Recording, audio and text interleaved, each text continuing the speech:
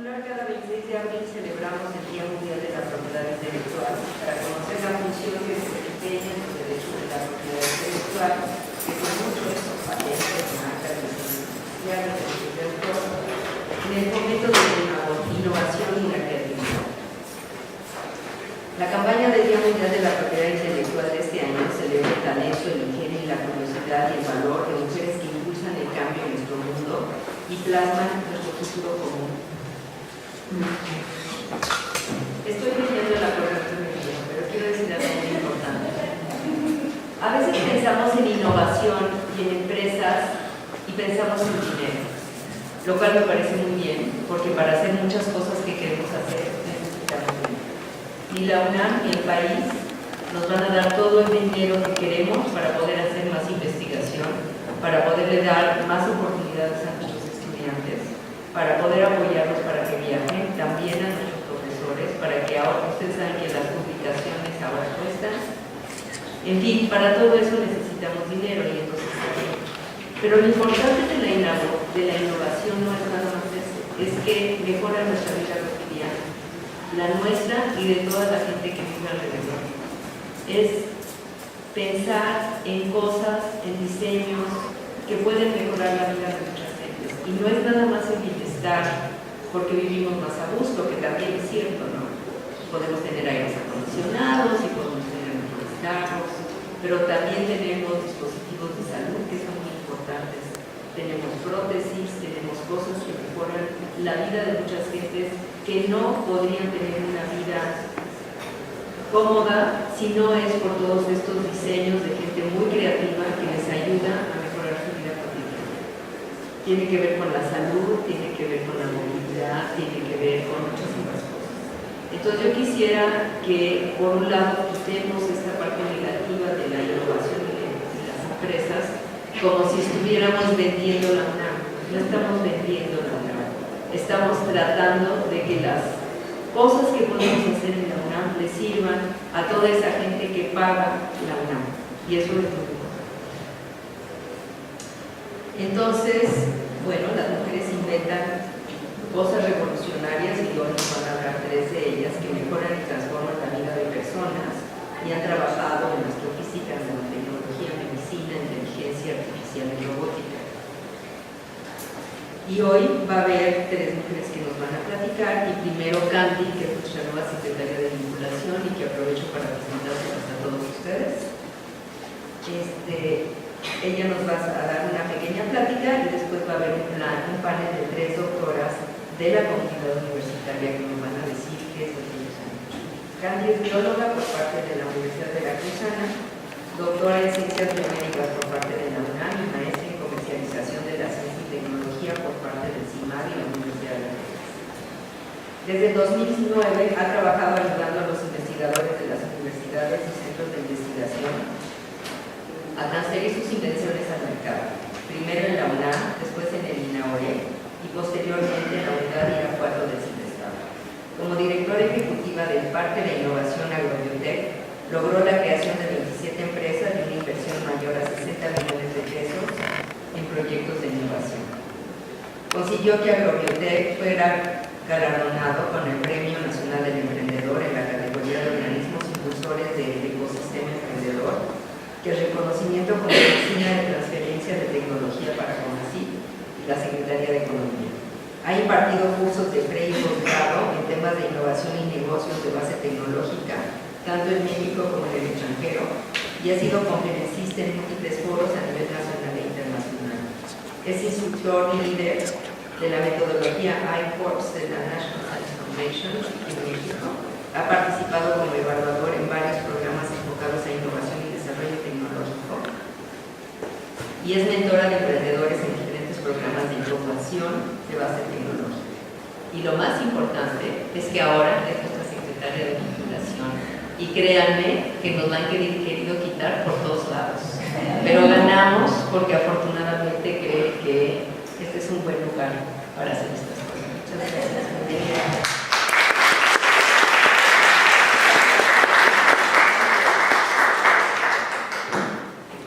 Pues muchísimas gracias a todos. Déjenme cambiarme el micrófono, porque los que me conocen saben que no me voy a estar quieta. allá. Y a todos los que están atrás, los invito a que se hagan para adelante.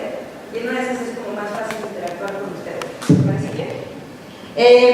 Bueno, una de las cosas más importantes de las que quiero hablarles hoy son temas muy relacionados con la competitividad, porque algunas veces se nos olvida que nuestros países tienen una manera de hacer riqueza, ¿ok?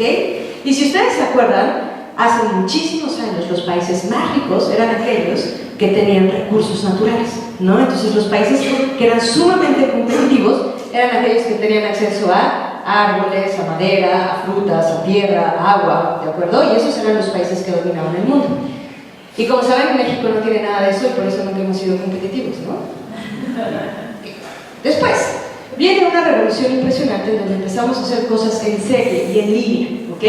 Y una de las cosas más importantes es que todo esto lo podemos hacer a través de mano de obra que puede ser especializada, ¿no? Y los países más competitivos y los países más ricos son aquellos que efectivamente tienen mano de obra.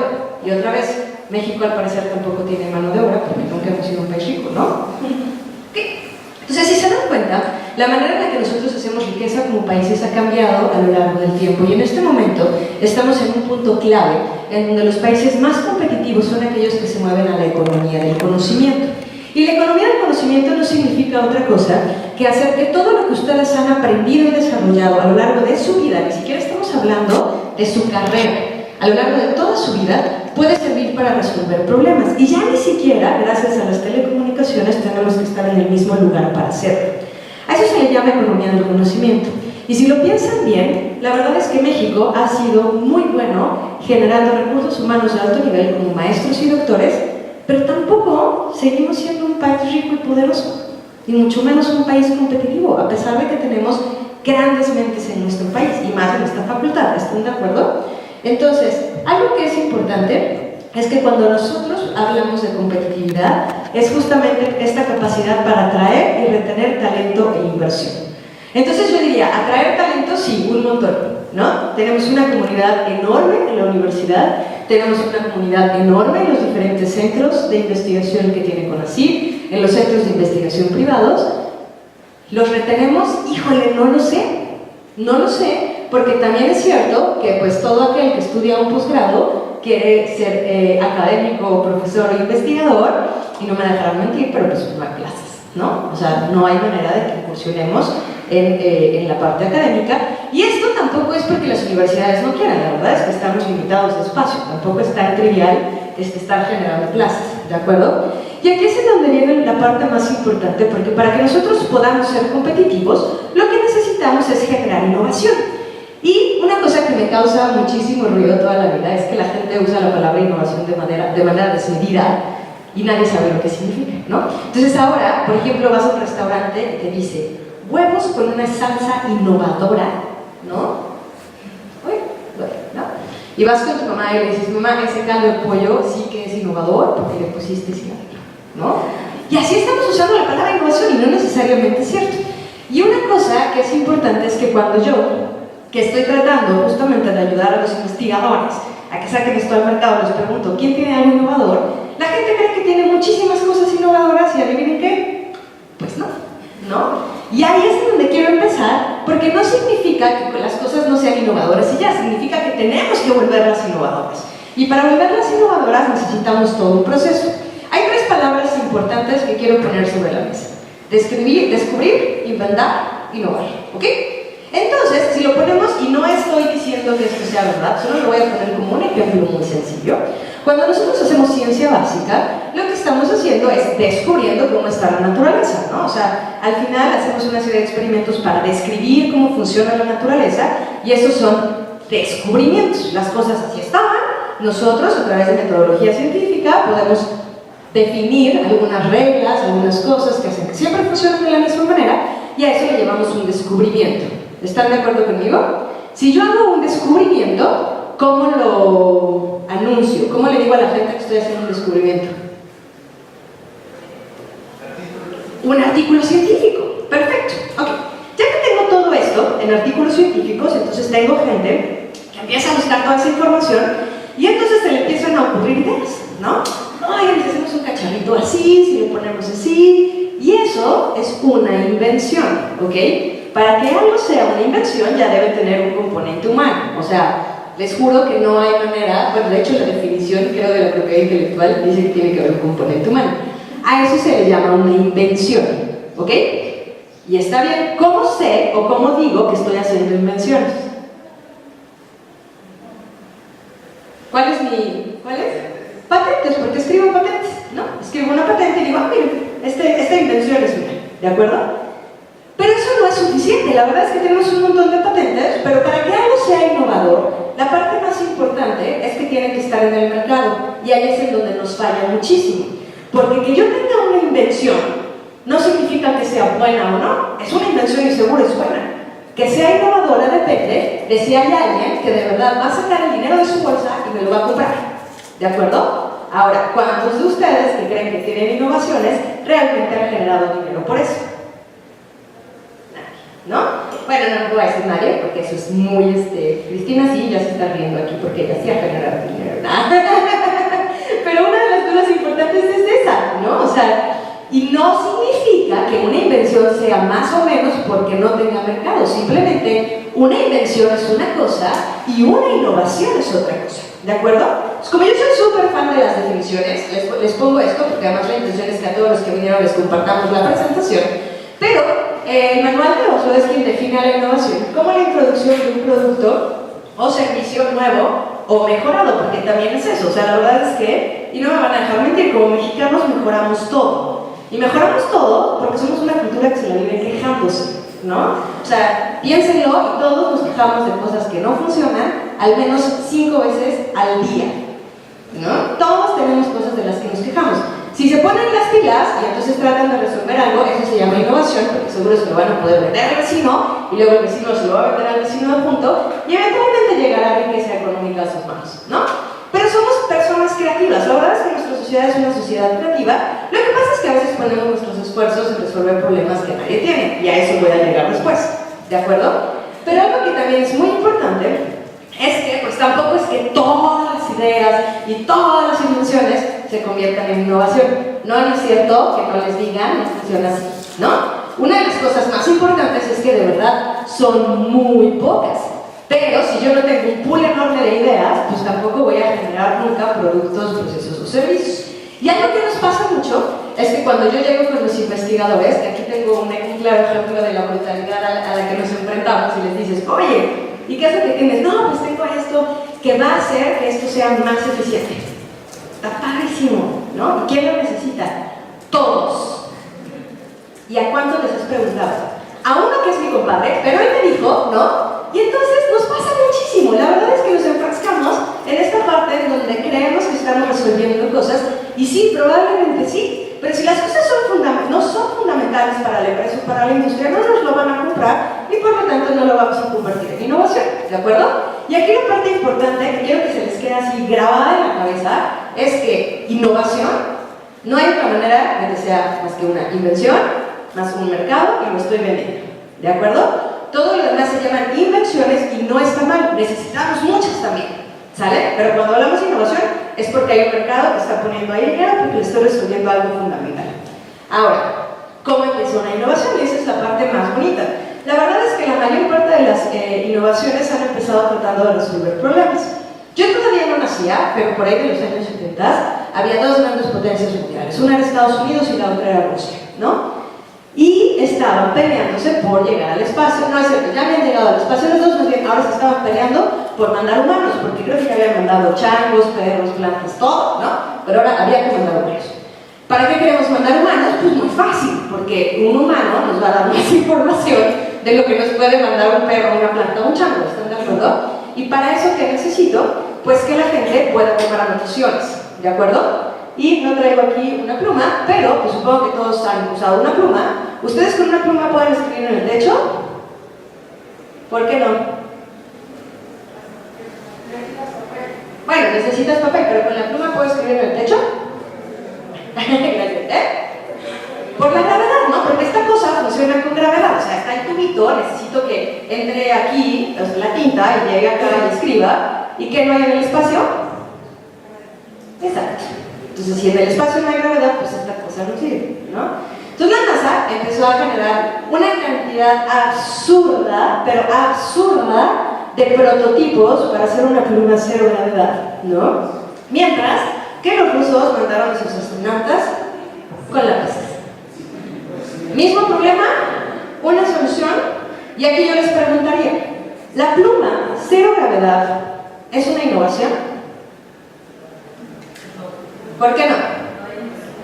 ¿No hay el mercado? ¿Adivinen qué? Ustedes pueden ir al Centro Espacial Kennedy y comprarla por $37.99. ¿Es una innovación? Sí. ¿Sirve para resolver el problema que estaba pensado resolver? No. Sirve para que ahí vayamos todos los años como yo, ¿no? Al Centro Espacial Kennedy por nuestra pluma cero gravedad. Pero al final se está vendiendo, no necesariamente con ese mismo propósito, ¿ok? Déjenme contarles otra historia, y esta es mi historia favorita porque es el doctor Anthony Brennan. Él es de la Universidad de Florida, es un experto en materiales, y una de las cosas que pasó es que parece que le mandaron llamar de la Fuerza Naval en Estados Unidos y le dijeron, a ver, ¿no? Doctor Brennan, tenemos un bronco, no. Los barcos, toda la vida se les pegan los corales, las algas, estos pedacitos como de peces que se quedan ahí muertos, y entonces eso va desgastando los cascos de los barcos, ¿ok? Entonces cuando yo quiero limpiar un barco, tengo que levantarlo, sacarlo del agua, esperar que se seque, rasparlo todo, ¿no? Luego lijarlo, luego echarle otro barniz, y esto es algo periódico, es mucho dinero y tengo que estar como cuidando los cascos de los barcos. Entonces, ¿por qué no nos ayuda a hacer como un barniz que realmente jale, que sea como más lisito, como teflón, que no se le pegue nada?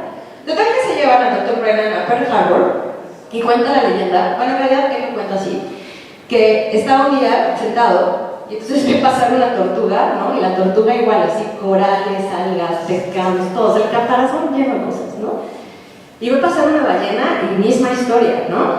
Y de repente el doctor Brennan así como, no manches, o sea, así, hasta así, ni los peces se libran, ¿cómo quieren que yo haga que los cascos de los barcos no se les pegue nada, ¿no? Y entonces, en estas dilucidaciones que tenía Pearl Harbor, un día ve pasar un tiburón y se da cuenta que el tiburón, efectivamente, no se le pega nada, ¿no? Más que los pececitos que trae ahí colgados, pero no trae nada pegado, la piel es completamente lisa, ¿no? Entonces, si ustedes han tenido la ventaja de alguna vez acariciar un tiburón, pero acariciar un tiburón es como un rallador de queso. Si ustedes lo acarician de la cabeza a la cola, no les pasa nada. Pero, si tratan de acariciar a un tiburón de la cola hacia la cabeza, van a tener como pequeñas cortaditas en la mano porque es como un rallador de queso. Entonces resulta que la manera en la que está hecha la piel del tiburón es lo que evita que se le peguen cosas a los tiburones. Pero están de acuerdo conmigo que no podemos matar a todos los tiburones del mundo para ponerlos en los cascos de los barcos, ¿no? Entonces, como eso no es viable, el Dr. Brennan se puso a hacer un material que efectivamente funciona exactamente de la misma manera que la piel del tiburón, y entonces a ese material se le llama Shankler, y después se dieron cuenta que no solo es súper útil para los cascos de los barcos, sino para los dispositivos médicos que necesitan que no se les pegue absolutamente nada, ¿ok?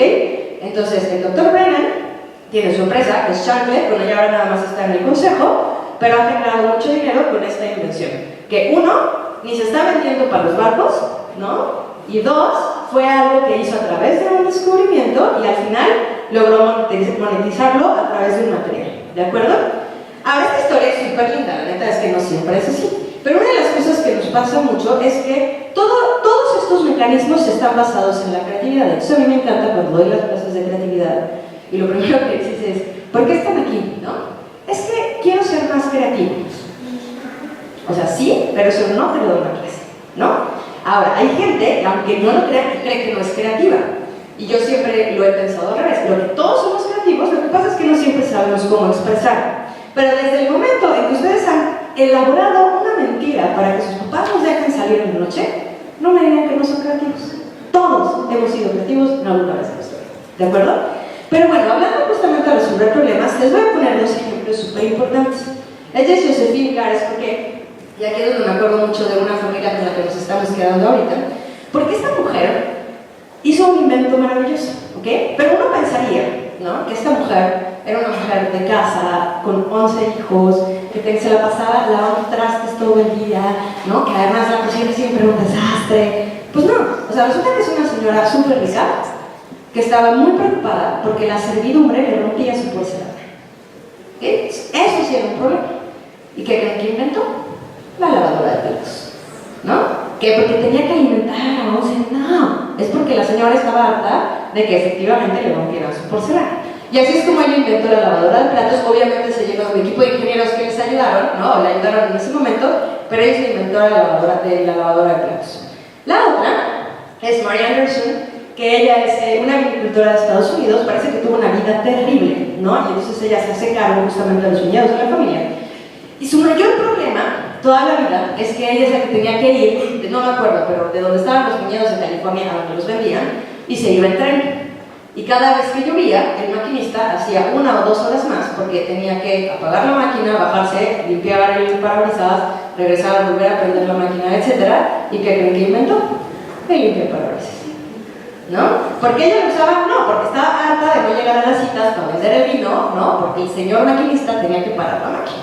Entonces, si se dan cuenta, no todas las cosas, o sea, no quiero, a lo que voy es no todo es ciencia y tecnología y nanotecnología y biomoléculas, no, hay problemas fundamentales que se pueden resolver con creatividad, pero que sí requieren base científica y eso es súper importante. Ahora, ¿cuánto cuesta innovar? Y ahí es donde viene el punto importante por el cual la gente cree que somos mercenarios de la ciencia, pero no es cierto, ¿no? Más bien, ustedes no se han preguntado cuánto cuesta hacer lo que están haciendo todos los días. Entonces, ¿cómo vamos a seguirlo haciendo a pesar de no tener recursos públicos? No sé si conocen esta imagen, pero esto es como pagar la demanda a Samsung a Apple por las pantallas táctiles y se las pagaron millones de dólares en centavitos, ¿no? Así es como funciona. Ahora, estas son estadísticas, ya son viejas, me disculpo mucho, pero prometo que en estos días voy a ponerme a buscar los datos nuevos, pero para que yo pueda licenciar una patente realizada en una universidad, ¿ok? Eso significa que yo tuve que haber metido al menos 200 patentes, de las cuales me van a aprobar, puede ser que la mitad, y de las cuales solo una es la que voy a lograr vender, ¿de acuerdo? Otra vez, no significa que dejen de hacerlo, significa que necesito un bonche más grande para que nosotros podamos seguir encontrando mercado a todas estas patentes. Ahora, la otra cosa que es súper importante, y aquí Elena no me va a dejar mentir porque esta me encanta, ¿no? Un fármaco para llegar al mercado necesita mínimo 10 años, ¿no? Bueno, 15 años,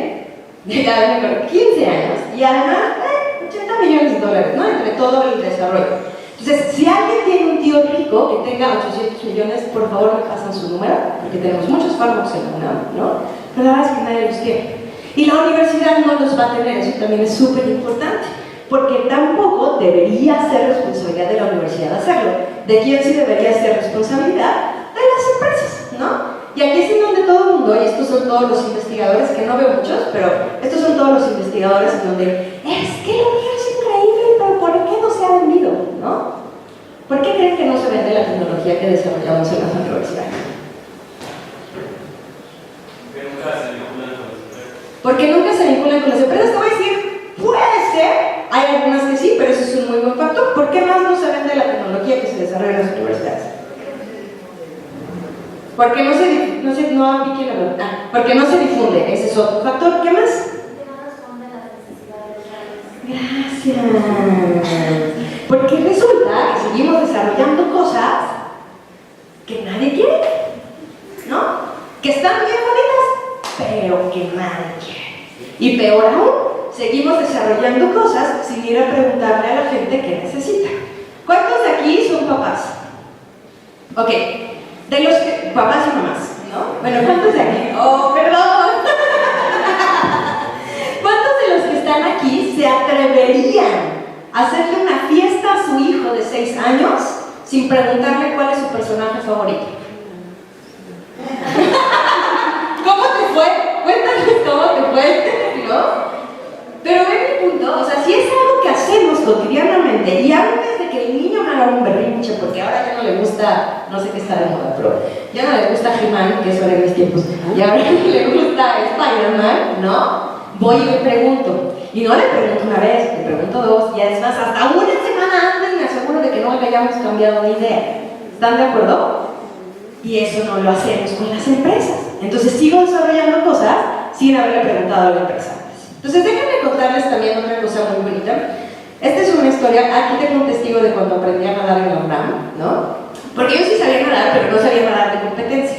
Entonces empecé a ir a mis varios años, casi 30, a aprender a nadar de competencia a la Alberca Universitaria, que es una maravilla, ¿no? Y entonces me esforcé muchísimo, la verdad es que ahí iba todo, los mediodía, las clases y todo, hasta que llegué al triatlón. Todo eso empezó porque había un chico que me gustaba y hacía triatlón y era bacán y inmensa, ¿no? O sea, así, ¿por qué voy a hacer triatlón? O sea, ahí aprendo a nadar, voy al primer triatlón y adivinen qué, no hay rayitas en el mar. No hay rayitas en el mar. Entonces, cuando uno va nadando y no hay rayitas en el mar, pues no quiero contarles dónde acabé, ¿ok? Entonces, en vez de ir siguiendo a todo el mundo, porque además tampoco tenía todavía la habilidad de lado y lado y contarnos, no, es muy complicado, mira, es divertido, pero es complicado. Entonces, pues uno, en vez de ir para allá, va para acá. Cuando en un triatlón tú lo que tienes son tiempos y energías limitados, pues ya te fuiste súper lejos y ahora tienes que nadar de regreso otros 200 o 300 metros para alcanzar, y ya todo el mundo se fue y además vas enojado por toda la situación que pasa. ¿Están de acuerdo conmigo? Ok, es una historia muy chistosa, pero adivinen qué, es lo que hacemos todos cuando hacemos ciencia, ¿no? Empezamos a desarrollar cosas, ¿no? Sin saber definitivamente a dónde vamos, y empezamos a desarrollar para otro lado, para otro lado, para otro lado, y nadie nos retroalimenta, porque además no se lo enseñamos a nadie porque es súper confidencial, ¿no? Y nunca lo ponemos afuera, y cuando nos damos cuenta tenemos que nadar 200 metros de regreso para estar otra vez en la línea que requiere, ¿de acuerdo? Eso nos pasa muchísimo. Y ahora, otra vez, esto no se trata de que las cosas sean buenas o malas. Yo siempre lo he dicho, técnicamente ustedes son los mejores y no me voy a poner a discutir eso, ¿no? Pero si queremos generar dinero y si queremos vender esta tecnología, necesito saber qué es lo que requiere el cliente, ¿de acuerdo? Y aquí la parte importante es que de verdad, técnicamente pueden tener mejor producto, pero seguimos desarrollando cosas que nadie quiere, ¿de acuerdo? Ahora, no es tan complicado, o sea, si el problema es que desarrollamos cosas que nadie quiere, ¿cuál es la solución?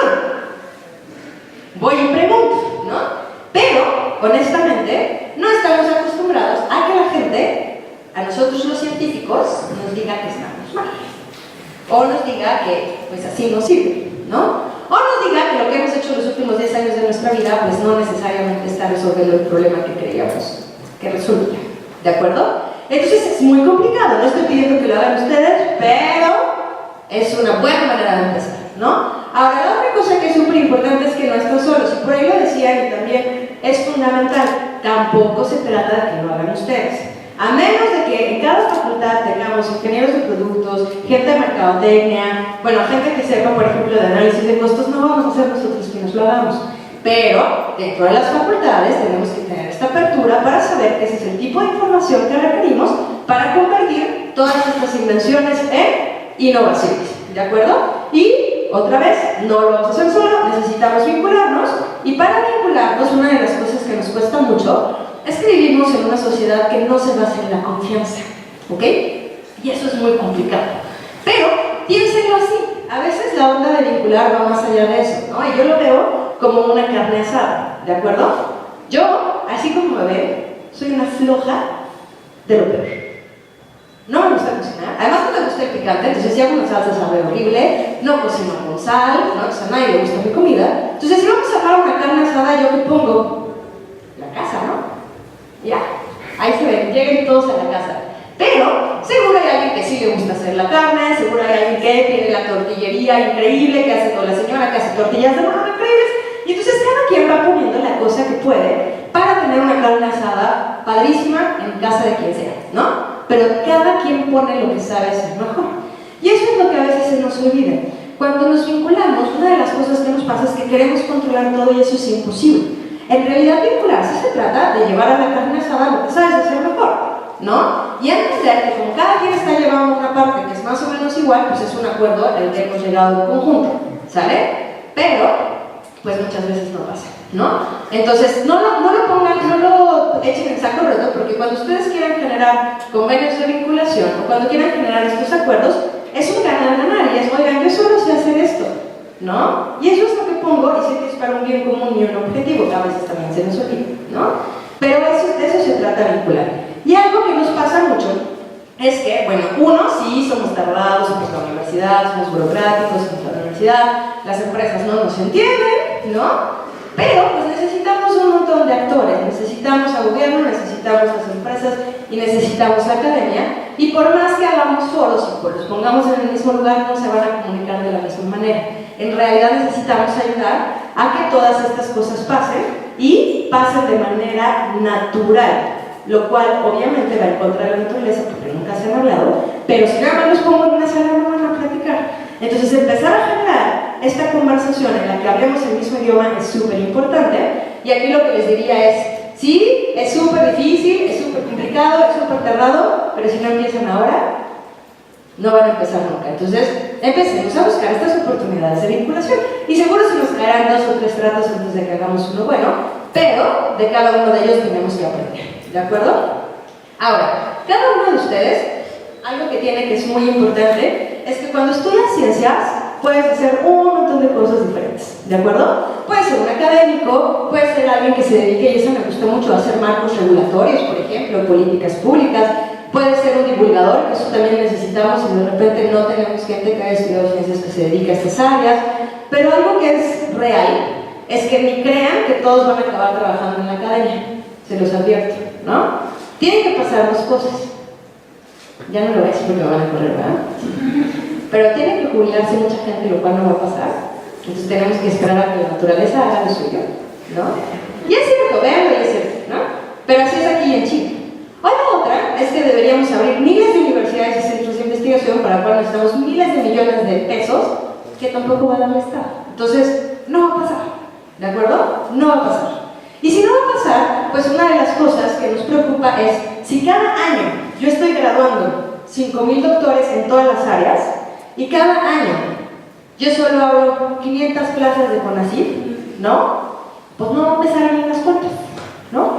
Y no solo CONACYT, también tengo en el sistema de tecnológicos, por ejemplo, pero siguen sin salirme las cuentas, ¿están de acuerdo? Entonces está padrísimo que tengamos gente súper capacitada que no pueda acceder a la academia, porque ahí es en donde entro yo y les diría qué tipo de científico quiere que ustedes sean. Pues un científico emprendedor. ¿Por qué? Yo no voy a sacar a sus investigadores de su laboratorio, porque ellos están muy cómodos ahí, pero ustedes son los que no van a tener chamba cuando salgan, ¿verdad?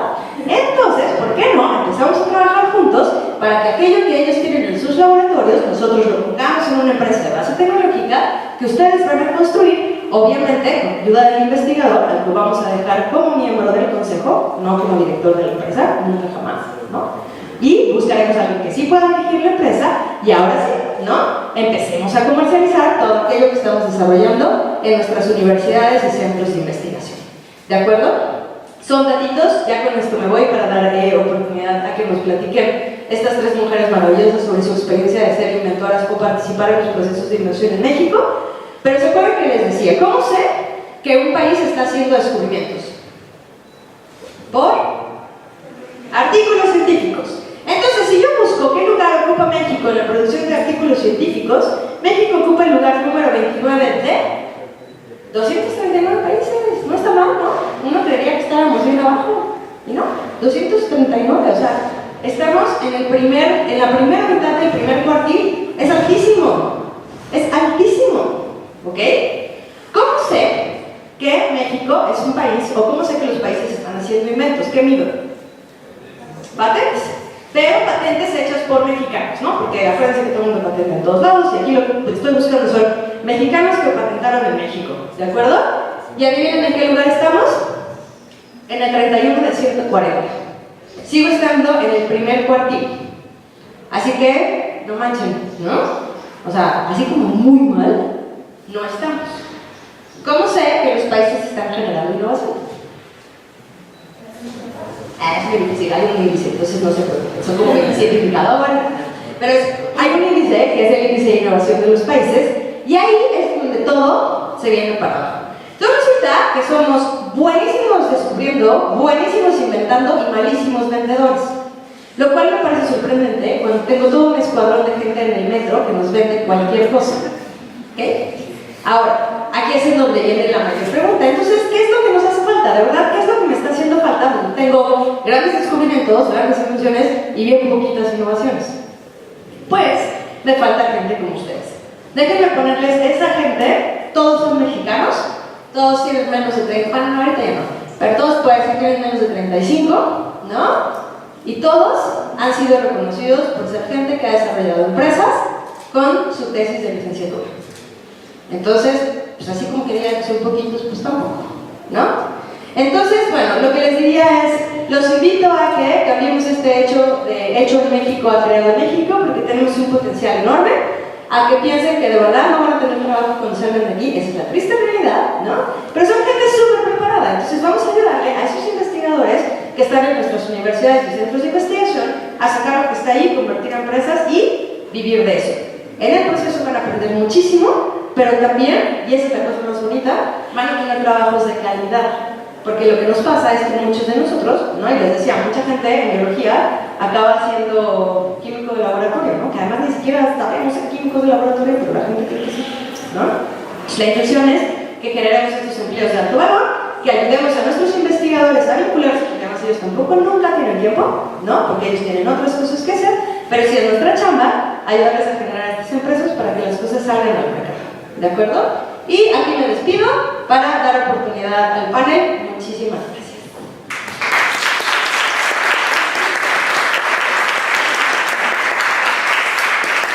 Después habrá sección de preguntas, pero ahorita quiero invitar a mis tres personitas maravillosas a que pasen a nuestra sala para empezar el panel del día de hoy. Pues muchas gracias de verdad a todos por estar aquí. Muchas gracias a estas tres mujeres maravillosas que aceptaron la invitación para acompañarnos el día de hoy. Por supuesto, para mí es un enorme placer compartir esta salita con ustedes. Muchísimas gracias. Y, bueno, son tres mujeres que yo admiro mucho, y eso me hace muy fácil contestar la pregunta que ustedes les costó trabajo, porque yo sí tenía mis ejemplos de mujeres inventoras. Pero algo que es muy importante para mí es que ellas compartan con ustedes las experiencias, y primero quiero presentarles a la doctora Rosario Castañón. La doctora Rosario Castañón es ingeniera química de la UNAM y justo aquí mismo en la UNAM lleva a cabo sus estudios de maestría y doctorado en administración de organizaciones. Si miento, me corrigen, por favor. Estoy ya poniendo cosas que no dejan mentir, ¿no? Pero ella fue la directora de transferencia de tecnología de nuestra universidad dentro de la Coordinación de Innovación y Desarrollo, y justo estando ahí fue que dirigió la Red para el Fortalecimiento de la Cultura de la Propiedad Intelectual, que estaba financiada por el Programa Iberoamericano de Ciencia y Tecnología para el Desarrollo. Ella actualmente es académica del CECADET, que es ¿es instituto? Eso ya no se puede llamar CECADET. Ahora es ICADET. ICAD, ¿ok? Es el Instituto de Ciencias Aplicadas y Tecnología de la UNAM. Y su área de trabajo siempre ha sido innovación tecnológica y en particular los temas de inteligencia tecnológica, gestión de la propiedad intelectual y transferencia de tecnología, así como políticas públicas y fomento al desarrollo tecnológico. Rosario, muchísimas gracias por aceptar esta invitación y les pido que le demos la bienvenida.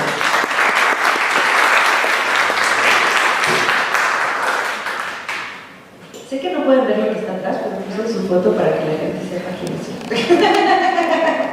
Y bueno, quiero presentarles también a la doctora Cristina Piñabarba. Ella es física, es egresada de nuestra Facultad de Ciencias, aquí también hizo sus estudios de maestría y doctorado, y Cristina es una pionera en los temas relacionados a biomateriales en México, y bueno, su creatividad y curiosidad la ha llevado a tener 5 solicitudes de patente, de las cuales ya han sido otorgadas 2, ¿ok? Y ha enfocado su investigación al desarrollo de biomateriales y su uso en aplicaciones médicas. Ha creado 2 empresas de base tecnológica, la cual una quebró en el 87, ¿no? Que eso es algo súper importante, ¿no? Porque además muchas veces no aprendemos sobre eso, pero Cristina logró hacerlo y además crearon una asociación civil que se llama Red de Biomateriales e Ingeniería de Órganos y Tejidos, que está poniendo junto a muchísimas universidades y centros de investigación de todo el país para platicar de estos temas, y ha sido distinguida con varios premios, entre ellos el Maestro Ignacio Chávez y el reconocimiento Sor Juana Inés de la Cruz, y actualmente está adscrita al Instituto de Investigaciones en Materiales de nuestra universidad. Muchísimas gracias, Cristina, por aceptar la invitación el día de hoy.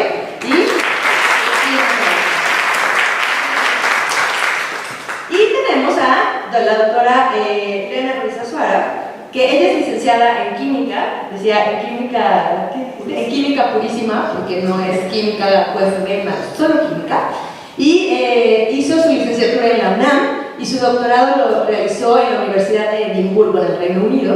Ella es pionera en química inorgánica en México y ha enfocado su investigación en el desarrollo de fármacos para el tratamiento de cáncer. Tiene 2 patentes nacionales, 5 en el extranjero. Y bueno, en su misión de compartir su experiencia y conocimiento con nuestra comunidad desde hace ya 19 años, coordina la serie de conferencias llamada La Ciencia Más Allá del Aula. Lena es miembro del Foro Consultivo de Ciencia y Tecnología y ha sido distinguida también con premios como el Premio Canifarma, el Premio Berto Castillo, el Premio Universidad Nacional y también el reconocimiento Sor Juana Inés de la Cruz.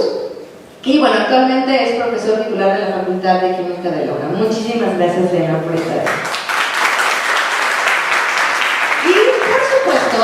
No voy a decirlo, pero no lo dije, todas tienen una trayectoria académica impresionante, con miles de artículos y tesis y alumnos y esas cosas, ¿no? Pero la parte importante para nosotros en este momento era enfocarnos en cómo hemos cambiado, digamos, nuestro alrededor, ya sea generando invenciones y patentes y ayudando a promover estas invenciones y patentes dentro del ambiente universitario. Entonces, bueno, sin más preámbulo, y esta es la primera pregunta para las tres, que les decía que la Organización Mundial de la Propiedad Intelectual este año hizo un experimento y entonces le preguntaba a la gente, ¿no? Menciona una inventora. Y la gente se queda pasmada, ¿no? Y resulta que no se nos vienen a la cabeza tantas inventoras. Entonces, aquí mi primera pregunta es, ¿justo ustedes tienen el nombre de una mujer inventora que en algún momento les haya servido como inspiración? ¿Y por qué creen que es tan difícil para nosotros hallar un nombre de una inventora cada vez que nos preguntan? Bueno, pues me toca. Antes que nada, gracias Candy, y un placer compartir esta mesa con ustedes. Efectivamente coincido con Candy que nos cuesta trabajo pensar en el nombre de una inventora, pero yo creo que si hacemos un poco de historia entenderemos por qué, ¿no? Las mujeres nos acabamos de incorporar hace no mucho tiempo a estas actividades científicas, académicas y mucho más reciente a todas estas cuestiones también empresariales. Hay un libro que si tienen la oportunidad de leerlo se los recomiendo mucho, de Rosa Montero, se llama algo así como La ridícula idea de no volver a verte, en donde relata va relatando un poco su historia. Es una mujer que queda viuda y va haciendo como una comparación entre lo que pudo haber sentido el pasado y la vida de Madame Curie. Creo que todos conocemos a ese personaje, ¿no? Y creo que revela muchas cosas justamente de la participación de la mujer en la ciencia, en lo que tiene que ver con los inventos y las innovaciones. Madame Curie, que llegó a ser un personaje, o es un personaje de altísimos vuelos por toda su investigación en radioactividad, le costó, puedo decirlo, un ovario y el otro también, poder ser reconocida, ¿sí? Le otorgaron el premio Nobel, el primero que le entregaron, y más bien era el premio a su esposo, y el esposo dijo: yo no lo acepto si no viene mi mujer. Estamos hablando de principios o la primera década de 1905, 1910.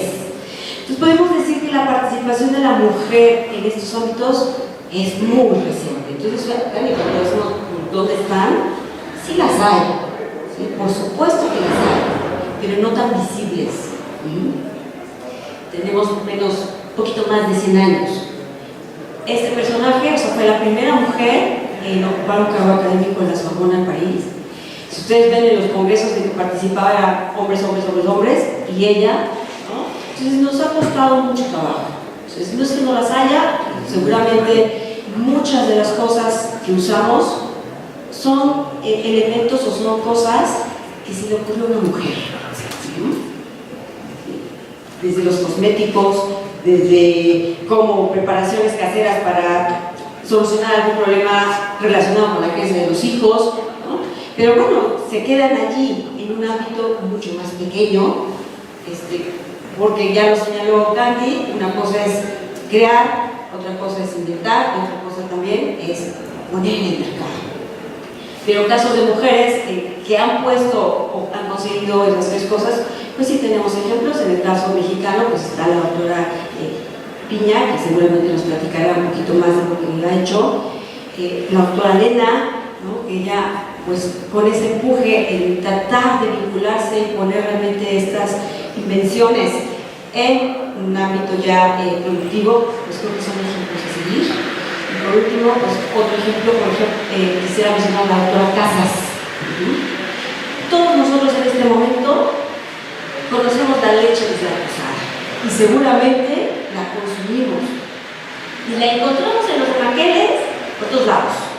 Cuando la doctora Casas en 1991-92 llegó a tocar las puertas del entonces Centro para la Innovación Tecnológica y a su vez nosotros tocar las puertas de Albura, de Lala, de Leche León, Sello Rojo, ¿eso qué? ¿Eso qué sirve?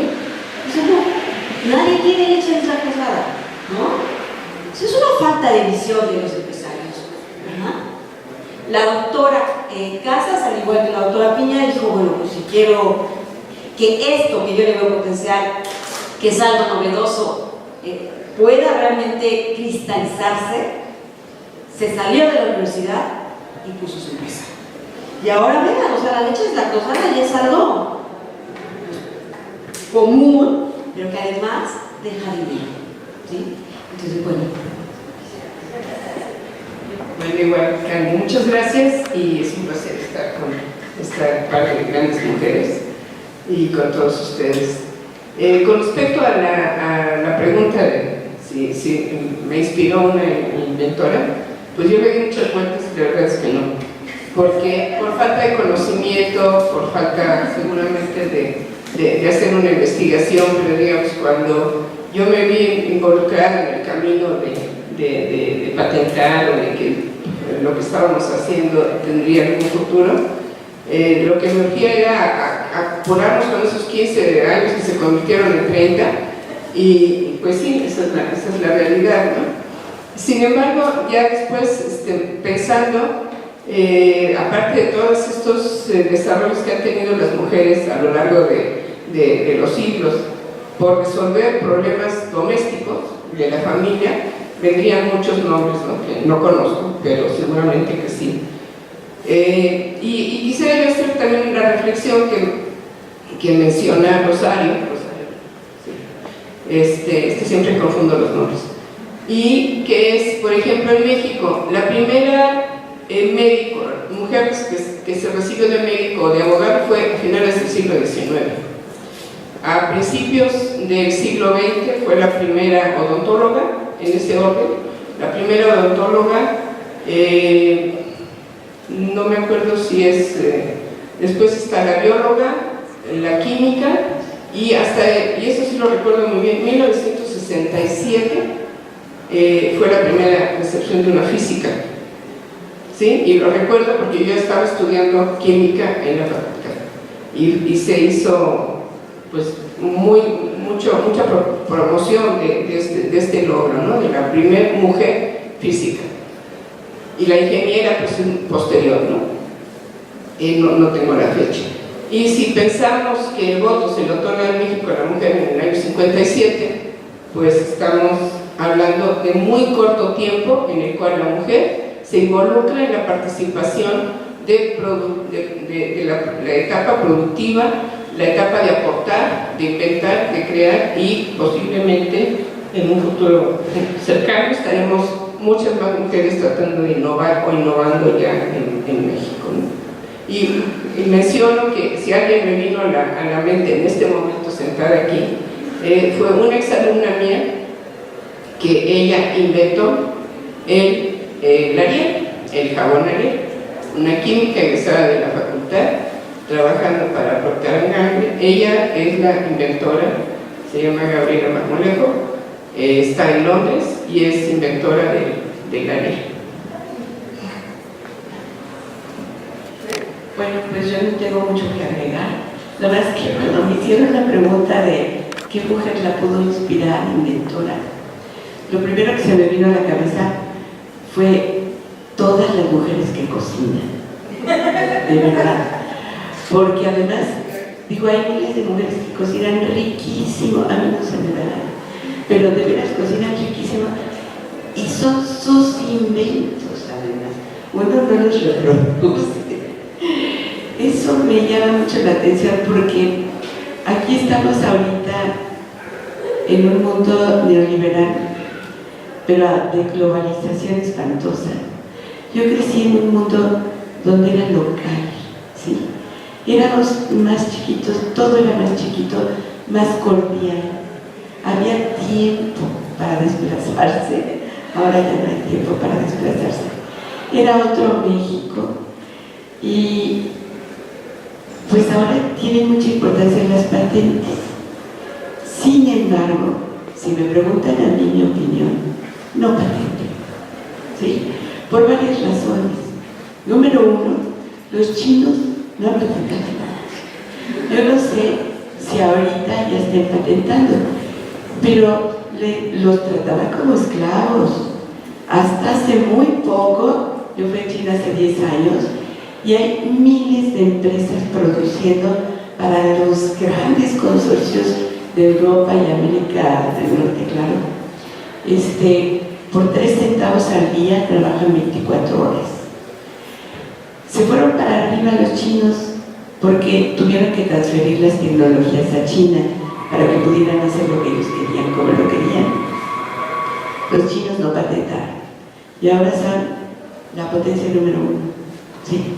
Por otro lado, si de veras quieren que su invento sea su invento, pues guarden el secreto industrial. Yo me inclinaría por eso, algún día ella les platicará sobre esto, ¿sí? Y si todavía son más celosos de eso, no guarden nada. No lo divulguen más que a la gente que ustedes quieran heredárselo, ¿no? Bueno, regresando, perdón, a las mujeres inventoras, pues yo creo que todas hemos inventado cosas. Y la que más me inspiró a mí fue una física que se llamaba Valentina Campa, hija del líder Campa de los ferrocarrileros. Ella era física, era una mujer extremadamente inteligente. No supe su futuro, bueno, pues yo la conocía así de baba, siempre que la veía babeaba. Pues no sé qué acabó, ya murió muy joven, yo creo que de cáncer, pero ella tenía ideas buenísimas. En ese momento eran inalcanzables. Y yo además les quiero platicar una anécdota chiquita, pero aquí en el CECADET hubo un grupo de investigadores de la UNAM que inventaron una mano artificial en donde los 5 dedos se movían cada uno por su lado y las falanges se movían y la mano se activaba con los músculos de la espalda. Esto fue hace más de 30 años, ¿no? Ahora están descubriendo el hilo negro porque lo están reinventando otra vez, ¿no? Pero todas estas cosas que no hubo tiempo, ¿y saben por qué? Por política. Por política se deshizo ese grupo, por política se perdió toda la investigación. El grupo de cibernética de la Facultad de Ciencias se perdió por política. Estaban desarrollando los 5 sentidos del ser humano, se perdió por política. Y la primera empresa que yo armé se perdió por la devaluación, finalmente una consecuencia política. Pues la política para nosotros es muy importante, aunque no quieran. No, totalmente de acuerdo. Muchísimas gracias a las 3. Y bueno, una de las herramientas que usamos para conocer un poco más sobre el ambiente académico, sobre todo en nuestro país, es el Sistema Nacional de Investigadores, ¿no? Que si es bueno o no, ese es otro tema, ¿no? Pero, sí, ya vi tu cara y estoy de acuerdo contigo, pero solamente para que tengan una idea de la estadística, en 1990 solo el 21% de los investigadores del SNI eran mujeres. En el 2018 son 36.6. O sea, aumenta bastante, ¿no? Pero ustedes creen que como mujeres que se han desarrollado en un ambiente académico, que el género realmente es una limitante para desarrollar nuestras habilidades y capacidades? A ver, no, limitante para nosotros no es. Lo que es limitante para nosotros, ahí va a decir una grosería. A ver, es que ese sistemita del SNI, lo único que vino a hacer es partidos. Y el PRI y los tortimonos y todo eso, lo único que ha hecho es dividirnos. En vez de que, oigan, todos trabajamos, de verdad, pero ¿saben qué? A ti no te lo reconozco porque me caes gorda, ¿sí? Y entonces te congelan ahí, a mí me congelan toda la vida, ¿no? Entonces ahí te tienen en el congelador porque les caes mal, o porque la anécdota esta de los cangrejos, en México no es anécdota, no, es un hecho real, ¿no? Pero que no sea un nombre, perdón por los presentes, pero la verdad es que la educación que nos dieron a nosotros nos llegó.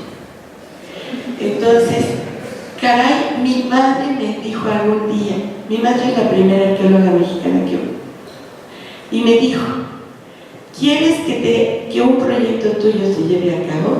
Hazle creer a tu jefe que fue su idea, ¿sí? Y lo practicas y te sale muy bien. Hasta que te cae gordo el jefe, ¿no? Digo, pues, ¿qué le pasa, no? Entonces, ¿y qué me pasa a mí? Porque obviamente mi autoestima pues estaba súper apachurrada. Entonces cuando uno dice, no, ya es mi invento, ya es mi proyecto, lo que sea, entonces se vienen todas las broncas de encima sobre ti. Hace poquito me acaban de decir, por favor, ya vete. Oye, digo, hola. Bueno, sí, ¿dónde quedó? Yo creo que tenemos mucho potencial las mujeres, muy baja autoestima. Siempre he dicho que aquí faltan psicólogos, siempre, de verdad, para poner a los señores en su sitio y a las mujeres en el suyo, ¿sí? Pero nos falta, todavía no tenemos la suficiente autoestima, ¿sí?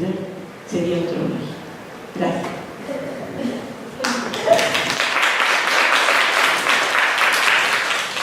Bueno, creo que todo lo que dijo Cristina es absolutamente cierto, lo comparto. Ocurre que la tradición cultural de la mujer pues está en la casa, cuando mucho podía ser educadora, enfermera, porque somos ávidas de apoyar, de ayudar niños enfermos, etc., ¿no? Pero pensar ya en una mujer profesionista, una física, ¿no? Pues a mí me parecía impresionante cuando era yo niña, ¿no? Porque yo quería ser veterinaria porque me gustaban los animalitos. Luego sucedieron cosas en mi vida y acabé de química, pero bueno. Afortunadamente tuve una madre muy fuerte que siempre nos impulsó a estudiar. Desafortunadamente mi padre murió cuando yo tenía 11 años, entonces no me dio un impulso tan fuerte en este sentido, pero lo dejó en los genes, yo creo, ¿no? Porque mi madre siempre dijo, tienen que estudiar las dos, éramos dos hermanas, tienen que salir adelante, y sí, las dos hicimos una carrera científica, ¿no?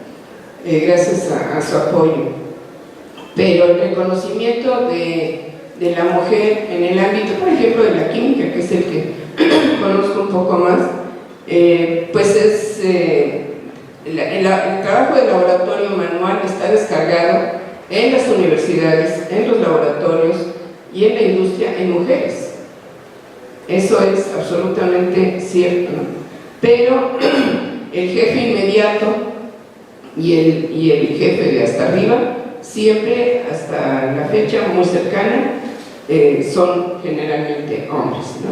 Entonces hay una falta de credibilidad hacia la capacidad de innovar de la mujer o de crear, de su potencial como ente más pensante. O sea, lo hay todavía. Espero que las jóvenes que estén aquí ya están en otra época. Yo quisiera decir, bueno, Cristina y yo somos de una generación de cambios Nosotros nos tocó una gran generación de cambios. Cuando yo era niña no existía la televisión, porque en mi casa no había, pero y luego cuando ya hubo era en blanco y negro, ¿no? Yo terminé el doctorado sin una computadora, ¿sí? Entonces hemos sido una generación de grandes cambios, no solo tecnológicos, sino sociales, ¿sí?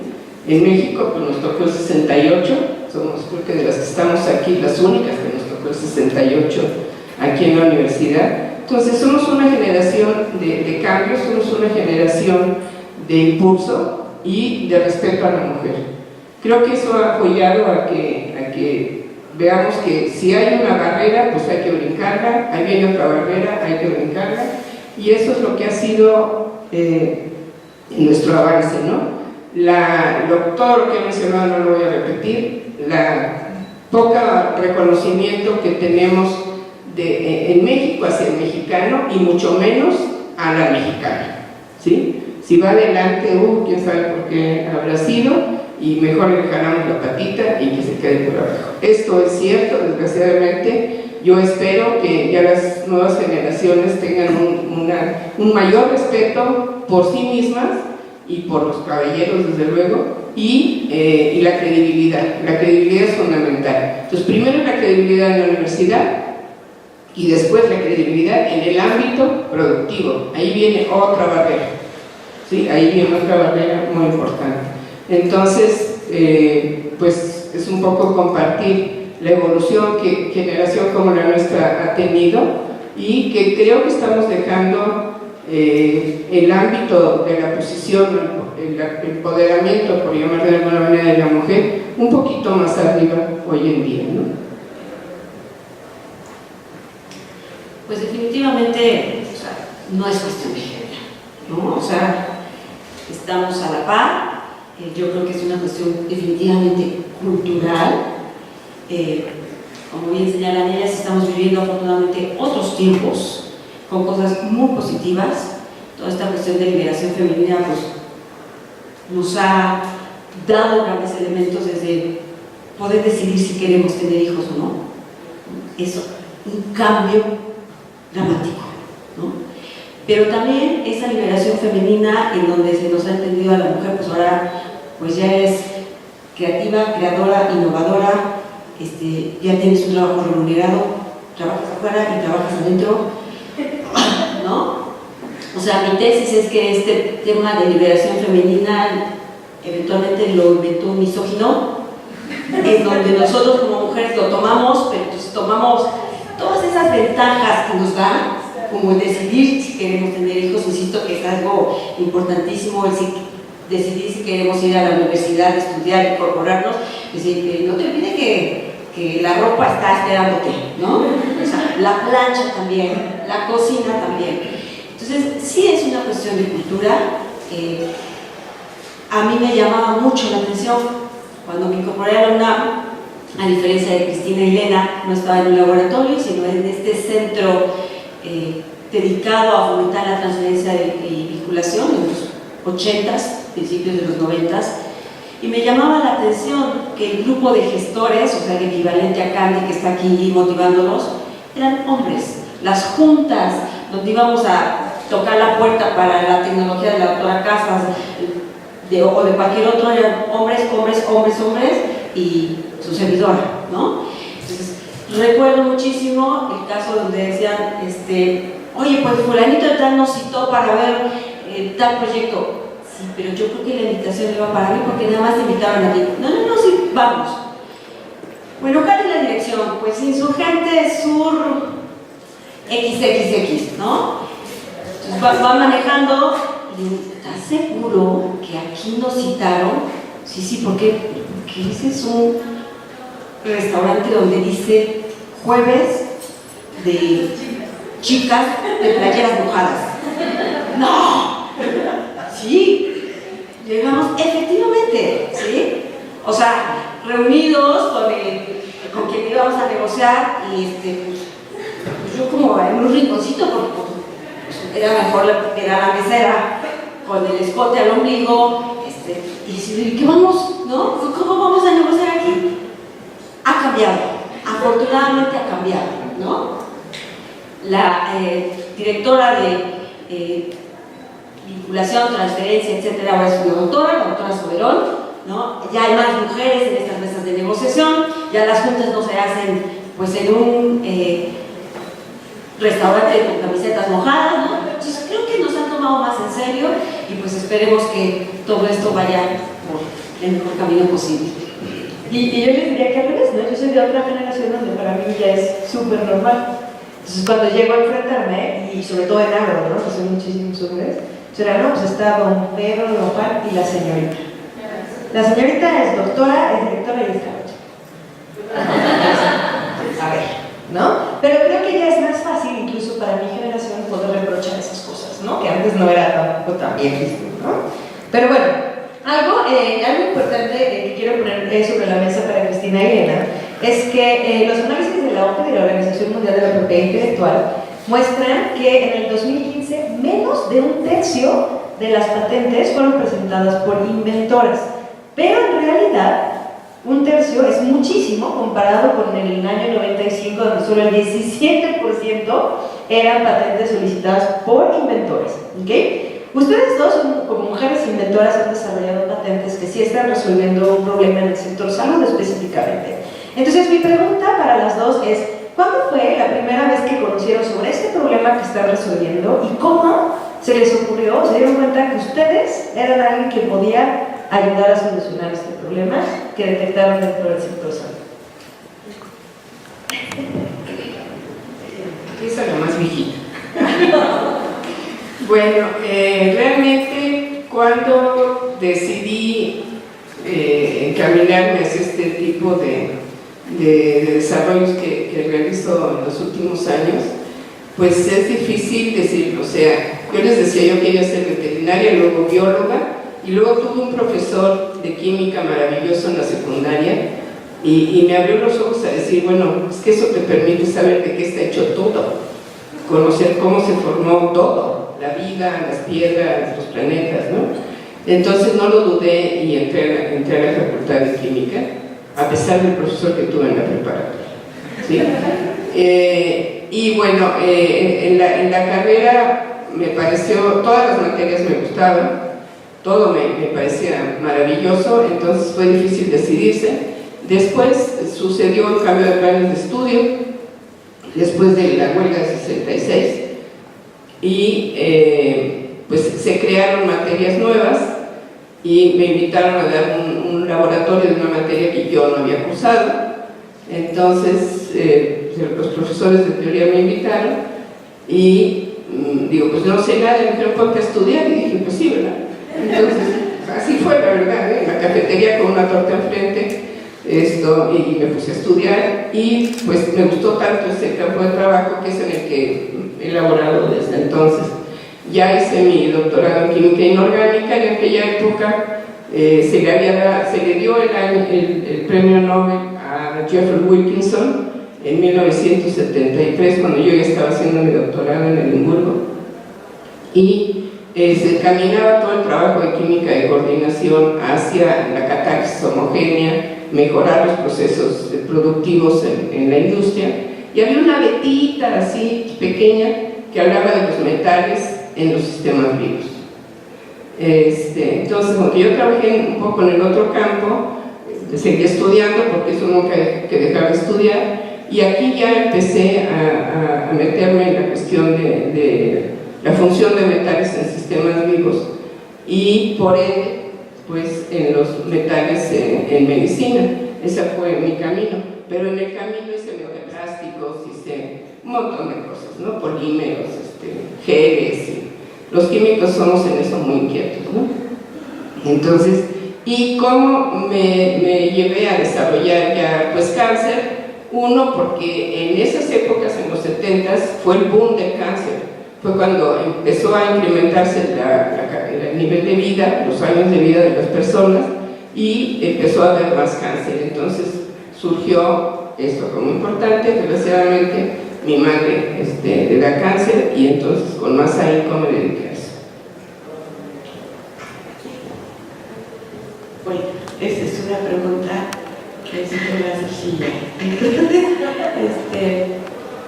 Miren, en la vida de las personas pasan muchas cosas. Mi padre era mi mejor amigo. Y yo creo que los padres siempre son los mejores amigos de muchas gentes, ¿no? Mi madre era sumamente exigente, pero además,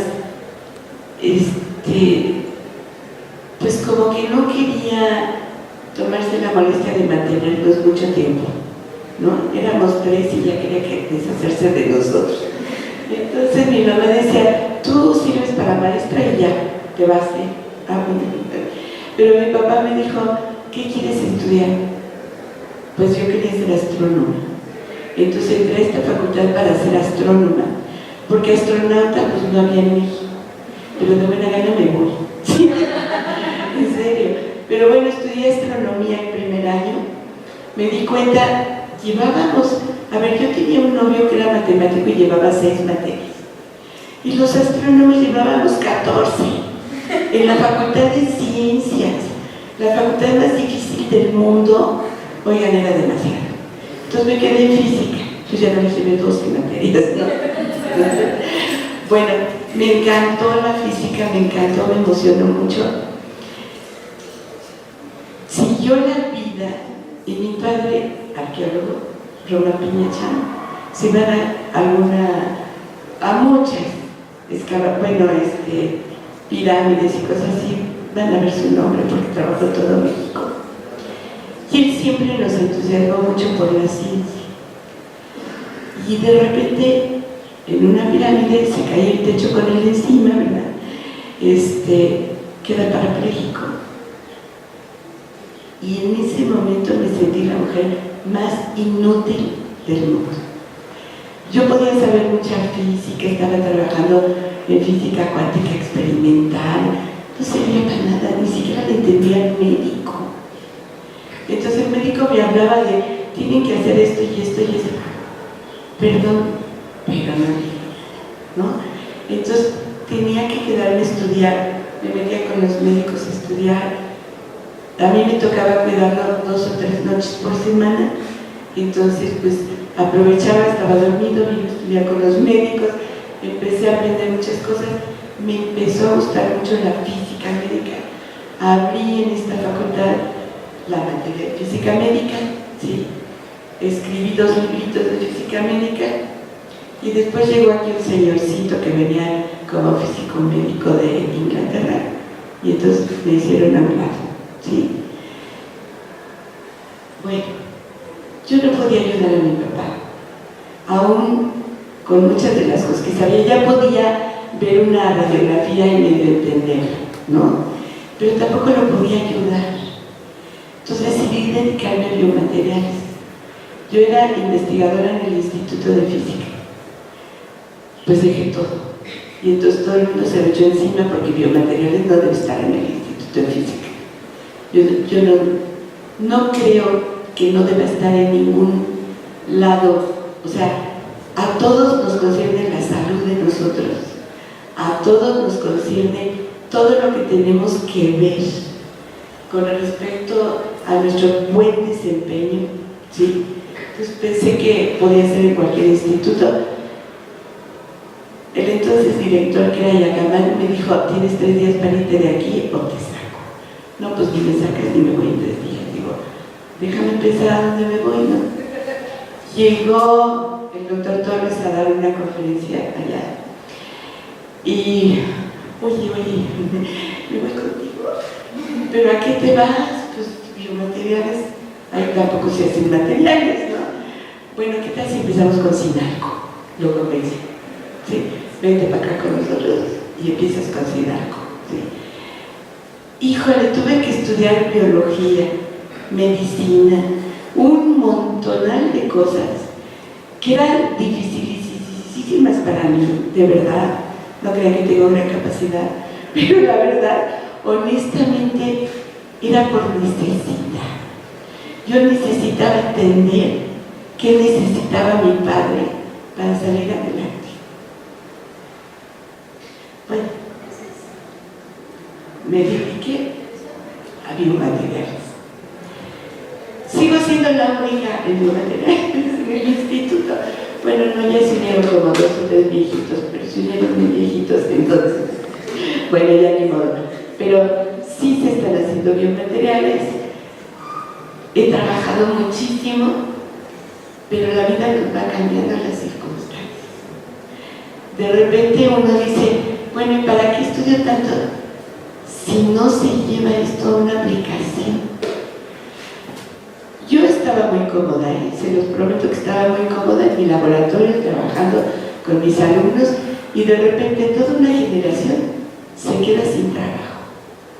No pueden entrar a ningún lado, no sirven para nada. No, a ver, ¿por qué no abren una empresa de biomateriales?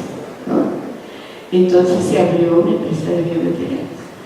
Mi intención era que ellos tuvieran trabajo, pero no estaban totalmente preparados. Entonces me convencieron para que los ayudara. Pues los ayudé a abrir una empresa de biomateriales. Después consiguieron otro trabajo, se han ido todos, ¿no? Pero bueno, ya me quedé con el colgadito. Entonces, pues sí, la verdad, estoy muy satisfecha. He hecho muy poquito de todo, porque de todo he hecho un poquito. Y ya se me olvidó la pregunta. No, pues tú eres aquí. ¿Cómo habías empezado a estudiar, a tratar de resolver el problema que estás resolviendo en los biomateriales? Bueno, pues así fue el problema, ¿no? Empezó por el accidente de mi padre, pero se fue yendo así. Y la verdad es que estamos muy satisfechos de lo que hacemos en biomateriales, porque nos sentimos útiles. Y no todo el mundo, no todos en la ciencia se pueden sentir así, créanme. Es una gran satisfacción. Muchísimas gracias, Cristina. Y esta pregunta es para Rosario, que ella, bueno, desde hace muchísimos años se ha dedicado a ayudar a varios investigadores, ¿no? A tratar de sacar esas innovaciones, de encontrarles un mercado a través de diferentes mecanismos de transferencia de tecnología, y obviamente con un monstruo tan grande como es la universidad, ¿no? En donde también nos enfrentamos a una estructura que estuvo pensada, o más bien nunca estuvo pensada, para promover este tipo de actividades. Entonces, Rosario, ¿tú cuál crees que ha sido la barrera más importante a la que nos hemos enfrentado para poder ayudar justamente a comercializar todas estas tecnologías que hemos desarrollado en nuestras universidades y nuestros centros de investigación? Pues yo creo que son muchas, pero tal vez la principal nuevamente es la cuestión cultural. O sea, no sé en el caso de Elena, en el caso de la doctora Piña, cuando sacan esas investigaciones con una cierta aplicación, cuando se acercan a los órganos universitarios para que las ayuden a patentar, recuerdo Elena que se acudiste al CID con José Flores, ¿no? El doctor Gabriel Torres con el famoso SINACO que queríamos transferirlo a Fanex y luego las pruebas no salían y era un relajo. ¿Cómo enfrentaron esta situación? Pero mucho del lenguaje en los 90s era como, estás vendiendo a la universidad, la estás prostituyendo. Esa era la palabra que se usaba. O sea, la UNAM no está hecha, la universidad no está hecha para buscar realmente soluciones que además puedan ir al mercado. Estamos para crear conocimiento, para formar recursos humanos, pues para las cuestiones tradicionales, ¿no? Yo creo que ha costado mucho hacer entender a las autoridades que no es malo, que no tiene nada de malo querer sacar, si algunas de esos conocimientos tienen alguna aplicación, pues que realmente poderlo hacer en práctica, ¿no?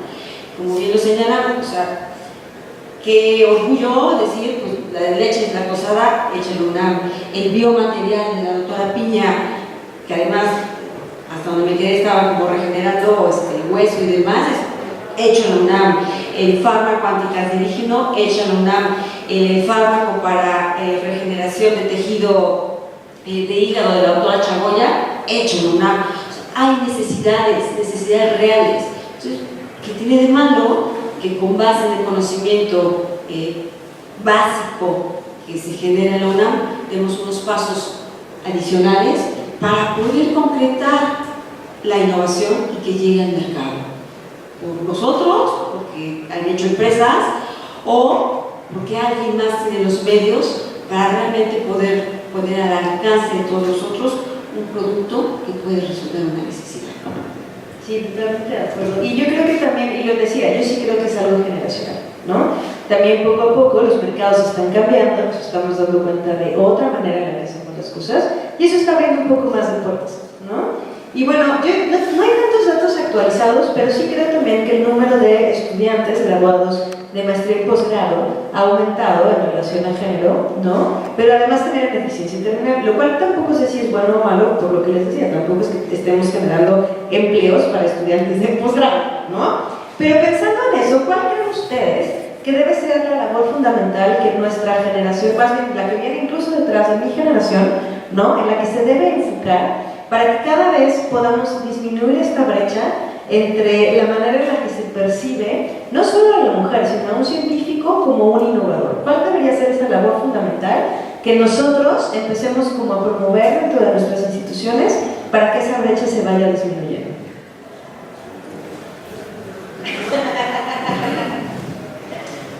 Ay, qué complicado. Sobre todo en estas épocas, ¿no? En las que ya nos vendieron el país. Pues desde luego yo siempre he considerado que las universidades están para crear conocimiento, para transmitirlo, pero también para resolver problemas sociales, ¿no? En la construcción, en la medicina, en cantidad de cosas, ¿no? Entonces yo afortunadamente ya ahora el que no intenta hacer vinculación o innovación ya es mal visto, ya es un avance de alguna manera, ¿no? Desde luego es difícil de aceptarlo, hay gente que está en su zona de confort, en sus laboratorios, en sus aulas, transmitiendo, generando poco, y hay quienes pues pretendemos crear y aparte de transmitirlo, pero sí ya lo que es la innovación, pasarlo al mercado, pues resulta complicado. Afortunadamente desde que yo conocí a Rosario, así ya lo dijo ya desde los 90s, a la fecha la universidad se ha preocupado más porque haya más vinculadores, por entrenarnos fuera, etcétera, etcétera, y nos apoyan a los investigadores, ¿no? Pero es muy difícil. La ley orgánica de la universidad se creó hace muchos años, entonces tampoco ayuda a la innovación, eso es también cierto, y pues yo creo que todavía hay mucho por andar, pero bueno, yo siempre trato de ver el vaso medio lleno, y creo que hemos avanzado, que se han dado pasos fundamentales, y que cada día pues tendremos que aterrizar esto mucho más. A mí me preocupa mucho, y es el peor año para comentarlo, lo que ha estado pasando con la industria mexicana en los últimos 6-12 años, ¿no? Se ha ido para abajo la industria mexicana, ya ni la cerveza la hacemos aquí, bueno, ya no es mexicana. Entonces a mí sí me preocupa muchísimo que estas inversiones o esta creación de nuevas empresas, de nuevos productos, pues no se le retribuya al mexicano como debe de ser, ¿no? Seguramente mañana me piden que me jubile, pero pues es como pienso, y creo que sí es una obligación de las universidades transmitir el conocimiento y generar soluciones para la sociedad, pero lo veo difícil, pero adelante, hay que seguir. Bueno, yo estoy totalmente de acuerdo contigo. Mire, es muy difícil sacar adelante un proyecto, pero como las universidades también tienen muy difícil sacar adelante a los que ya estamos viejitos y que nos vamos a quedar por mucho tiempo, los jóvenes, que cada vez son más, vienen empujando durísimo, entonces van a tener que inventarse sus trabajos forzosamente, ¿no? O sea, si tienen la oportunidad de entrar a una universidad que todos deseamos, es muy difícil, cada vez va a haber menos oportunidades, a menos que ustedes se hagan su propia universidad, ¿no? Pero en serio, la cantidad de gente que sale preparada cada vez es más, Y yo creo que debemos quitarnos muchos miedos y lanzarnos empezando por un buen gobierno. No hay posibilidades. Sinceramente, vamos a tener que inventar algo para que tengamos un buen gobierno. En primer lugar. En segundo lugar, tenemos que trabajar por nosotros. Y yo creo que tenemos que tomar muchas responsabilidades, que estoy segura que ni siquiera se imaginan los que están aquí en la sala. Ni siquiera se imaginan lo que van a enfrentar.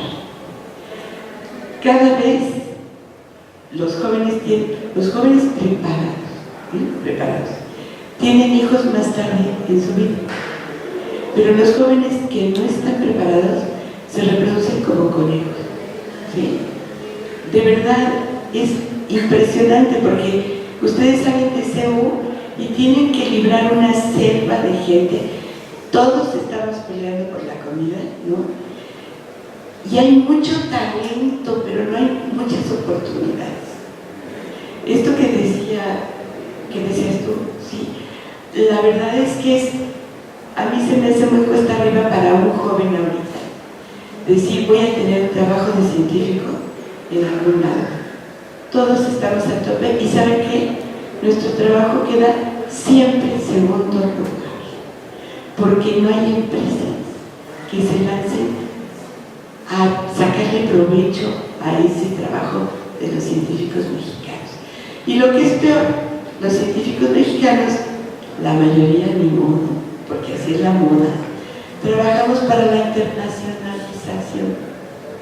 No es que esté mal, es que nos lleva a todos entre las patas. Entonces, yo creo que deberíamos hacer conciencia, pero de verdad, así muy seriamente, de decir, bueno, ni modo, a lo mejor a esta generación se le va a tener que sacrificar 5 años, pero en 5 años tienen una empresa enorme de biomateriales o una empresa enorme de fármacos, mexicanas, ¿sí? Porque nos hace falta de todo. Y tenemos el talento, y tenemos el conocimiento, y tenemos a la gente. No sabemos el método, porque nuestros gobernantes pues, nos han vendido, ¿no? Entonces lo que hace todavía 12 años era mexicano, ya no lo es. Entonces cada vez estamos peor. Entonces decidámonos, o somos como los chinos, ¿sí? O nos lanzamos durísimo, y eso implica comprometerse con el país muy en serio y tomar las riendas por la mano y salir adelante. Probablemente haya muchos sacrificios y muchas pérdidas, pero no nos queda de otra. Rosario. Pues efectivamente, coincido Cristina, pues no sabemos qué nos espera, ¿no? Y un poquito el mensaje tal vez sea flojitos y cooperando. Creo que las oportunidades están. A lo mejor no son las óptimas. Seguramente las cuestiones de política pública, de fomento al emprendimiento, de fomento a la industria, de las becas, a veces están acá y luego bajan, y un día dan más recursos y otro día ya no dan, y el programa que venía funcionando pues lo cancelan, y no sé por qué, pero así es. Entonces, yo creo que primero es poder informarnos de esas oportunidades que hay. Actualmente hay programas, por ejemplo, que fomentan la incorporación de maestros y doctores en la industria, donde CONACYT paga un año de sueldo del doctor o el maestro, no la empresa. Y si se gustan, pues existe el chance de que la empresa lo contrate, lo retenga, que pueda tener como percibir esas bondades de contar con un elemento preparado y que después decida, sí, me lo quedo y lo pago yo. Existen los programas de PEI, existen los programas de incubación. Digo, no es fácil, es meterse a lidiar con todo ese aparato, pero existen, ¿no? Entonces, creo que también utilizar todos esos mecanismos que les permitan a ustedes prepararse de una mejor manera. Los idiomas son fundamentales.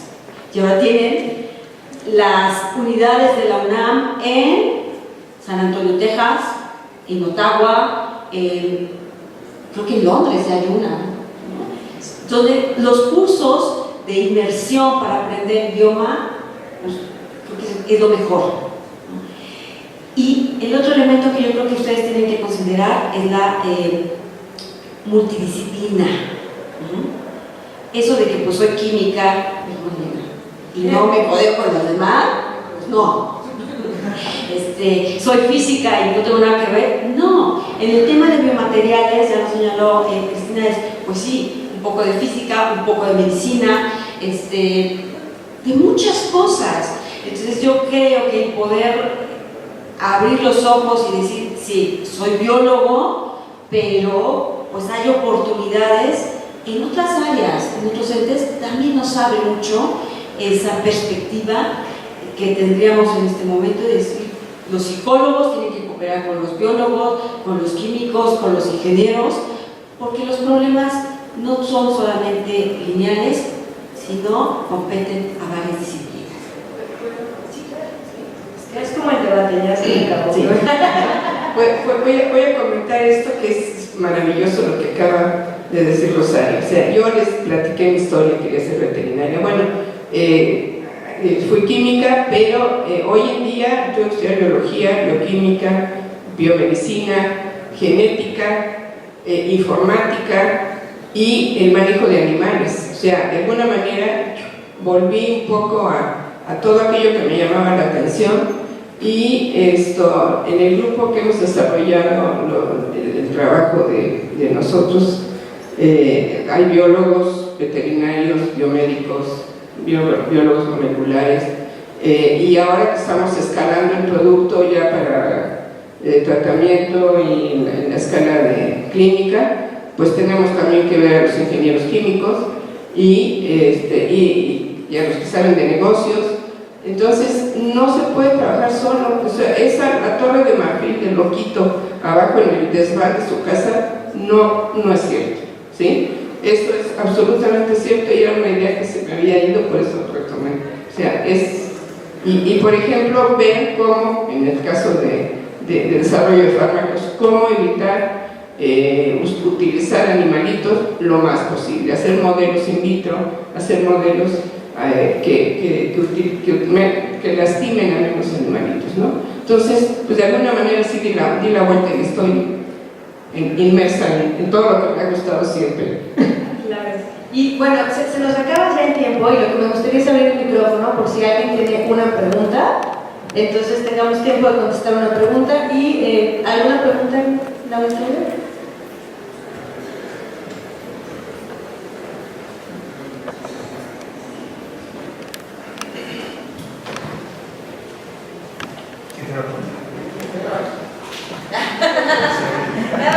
Muchas gracias, sí, muy interesante y siempre las historias de vida son importantes y además que los campos que tienen que ser más para las ciencias, pues digamos, duras, ¿no? Que también nos faltaría la otra parte, pero en este caso la innovación fue lo más directo y que es necesario pues de que se den a la luz, porque en ese sentido es como podemos aprender que las cosas pues, son con esfuerzo, nada es gratuito y que hay que avanzar. En la mesa yo les pondría las tres.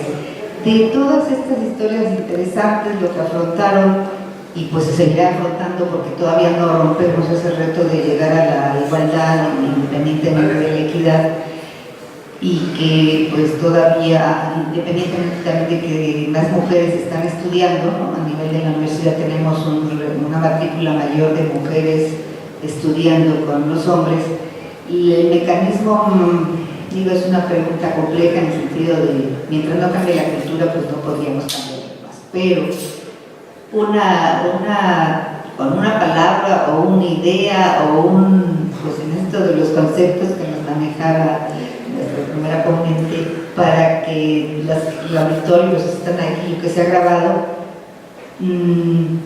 ¿qué harían o qué propondrían en el sentido de que las personas podemos, todas siendo personas, independientemente de hombres y mujeres, todos podemos entrar en ese concepto de innovación, invención, y ahora se me va el concepto, y que cada una de sus áreas lo hagamos, sobre todo por el caso, por ejemplo, de la patente, que no estamos tan bajos, pero que no se llega, pero que sí podemos, ¿no? Que sí las tenemos, que hay capacidad, ¿qué le faltaría al mexicano y a la mexicana pues para atreverse a eso, ¿no?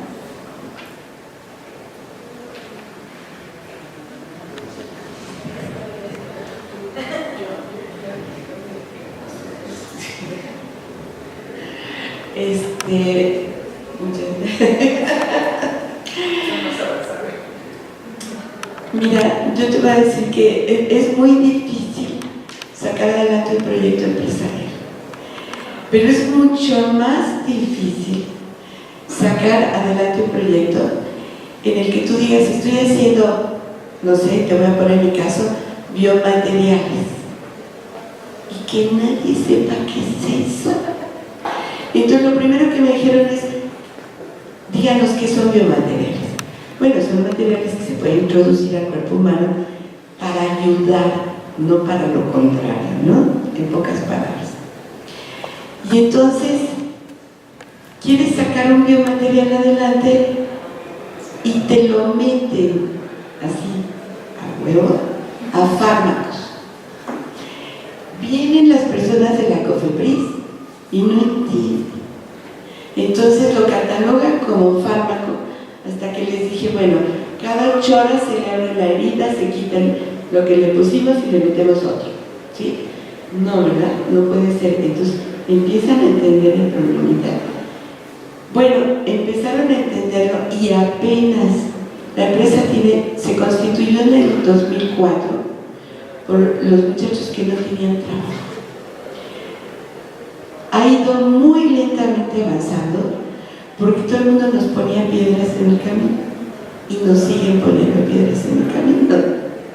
Entonces, sinceramente, yo no sé cómo hemos logrado aguantar. Todo el que ha podido nos ha robado y pues seguimos aguantando. Es un material muy noble para vernos ahí trabajando, ¿no? Pero bueno, a ver, déjame ubicar las cosas, porque el sentimiento me llega cuando hablo de la empresa. En serio, me llega mucho porque han pasado muchas cosas. No estamos preparados. Tuvimos que empezar por decir, ay, creo que hay que sacar permisos de agua. Bueno, pues tenemos que sacar los permisos. Pero en el gobierno tampoco sabían qué permisos nos iban a dar, ¿no? Entonces hemos sido así como bueno, el patito feo de todo, porque hemos ido aprendiendo junto con todos. Yo en alguna ocasión tuve que ir a ver diputados y senadores y explicarles, por favor hagan una ley más amplia en donde quepan los biomateriales, aquí no caben. Pero les tuve que regalar, hicimos un diccionario así de junta esto, y para leyérselos, ¿no?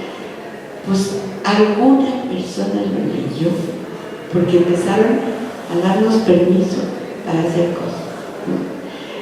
Y ya con esos permisos todos los años llegaba alguien que nos visitaba y nos metía unas multas horribles. Y hasta la fecha, de verdad, digo, veían un cabello así en las escaleras, sanción. Híjole, digo, de verdad, ha sido muy dolorosa la experiencia, pero todos los que están en la empresa están fascinados, se sienten parte del país y de la innovación y de todo. Entonces, por eso sigo ahí, no crees que me fascina la cosa. Muchas gracias, Frida. Yo te diría, para mí son dos cosas muy concretas, ¿no? Uno, y tengo a alguien que no me va a dejar mentir, si me dicen, es que así se hacen las cosas, yo no creo nada. Lo primero es que sean los más incrédulos de este planeta. Uno, empiecen por leer la ley de tránsito si manejan, por ejemplo, y si están en una universidad hay una serie de legislación que también tienen que leer, pero que nadie conoce. Y entonces todo el mundo empieza a decir, es que así se hacen las cosas. O sea, a mí me vale cómo se hagan las cosas, hay legislación que tenemos que seguir. Y adivinen qué, todo se puede, todo. Que sepamos cómo hacerlo de la manera correcta, ese es el reto más importante. pasa que como científicos, ¿no? Jamás hemos leído ni el reglamento de tránsito, y lo digo en serio, ¿no?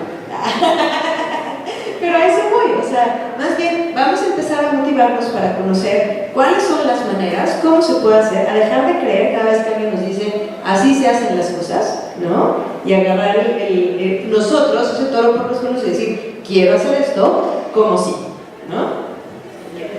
Sí, mira, era cuando se abrió la empresa, era totalmente una empresa nueva, nadie entendía lo que hacíamos, ¿sí? Y no había reglamentos para el material. Y nadie nos sabía decir, todavía, fíjense, el año pasado, no estoy hablando de hace 20 años, el año pasado, ¿sí? Tuvimos que ir a la Cofepris. Y el señor que nos recibió, así entrando yo, nos ponía, no tengo nada que hablar con ustedes porque son unos tales por cuales. Y de eso que dicen, a ver, espérese un poquito, digo, ¿de qué se trata, no? No, simplemente no se le dio la gana ni siquiera recibirnos para oír nuestros problemas, ¿no?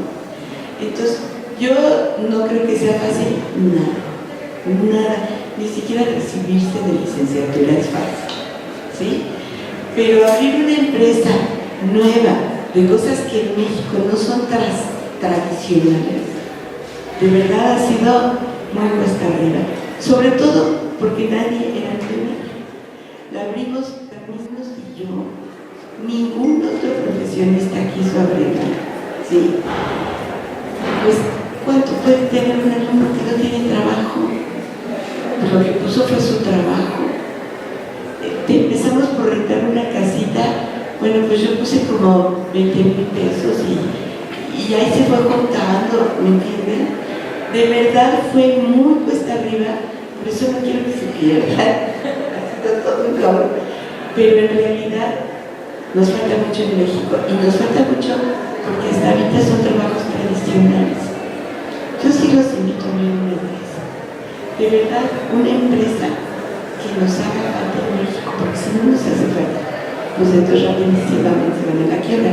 Pero si nos hace falta, la misma gente nos apoya. Muchísimas gracias, pues de verdad un honor, un placer estar con ustedes tres en el escenario de hoy. Muchísimas gracias por aceptar la invitación. Muchas gracias a ustedes que nos acompañaron el día de hoy. Vamos a tratar de que este tipo de pláticas las demos una vez al mes. Vamos a tratar de que sea el último jueves de cada mes en la Facultad de Ciencias para empezar a promover este tipo de actividades. Y bueno, nos despedimos no sin antes darles un pequeño regalito de parte de la Facultad de Ciencias, por supuesto.